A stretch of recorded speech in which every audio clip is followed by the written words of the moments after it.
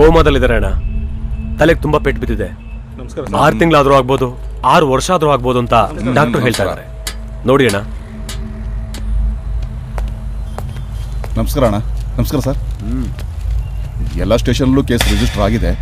ಇನ್ನೊಂದು 2-3 ದಿವಸ ಅಣ್ಣ ಎಲ್ಲೇ ಇದ್ರೂ ಹಿಡ್ದಾಕ್ತೀವಿ ಅಣ್ಣ. ಅವನ ಫೋಟೋ ಏನಾದರೂ ಇದ್ರೆ ಕೊಡ್ತೀರಾ?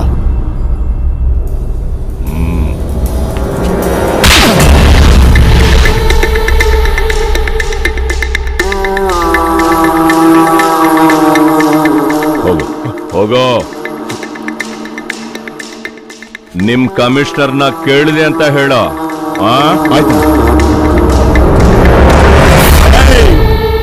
ನನ್ ಏರಿಯಾದಲ್ಲಿ ನಾನ್ ಕಬಡ್ಡಿ ಕ್ರೀಡಾಕೂಟ ಉದ್ಘಾಟನೆ ಮಾಡೋ ಜಾಗದಲ್ಲಿ ನನ್ ತಮ್ಮನ್ನ ಹೊಡೆದು ಹೋಗಿದಾನಂದ್ರೆ ಆ ನನ್ ಮಗನಿಗೆ ಎಷ್ಟು ಮೀಟರ್ ಇರ್ಬೇಕು? ಯಾರವನು?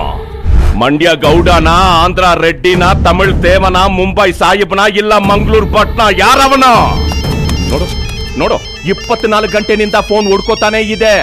ಹಾಸನ, ಹಾವೇರಿ, ಚಿತ್ರದುರ್ಗ, ಗದಗ, ರಾಯಚೂರು, ಬೆಳ್ಳಾರಿ, ಬಾಗಲಕೋಟೆ, ಬೀದರು, ಬೆಳಗಾಮು, ಹುಬ್ಳಿ, ದಾವಣಗೆರೆ ಎಲ್ಲ ಕಡೆನಿಂದ 27 ಜಿಲ್ಲೆನಿಂದ ಫೋನ್ ಬರ್ತಾನೆ ಇದೆ.